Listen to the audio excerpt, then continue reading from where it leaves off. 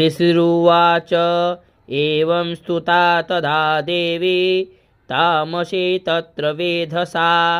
विष्णोः प्रबोधनार्थाय निहन्तुं मधुकैटभौ नेत्रास्य नासिका बाहु हृदयेभ्यस्तथोरसः निर्गम्य दर्शने तस्थौ ब्रह्मणो व्यक्तजन्मनः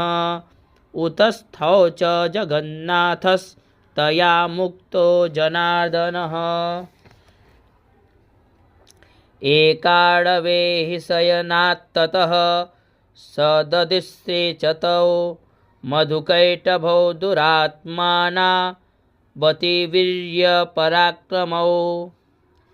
क्रोधरक्ते छळावन्तुं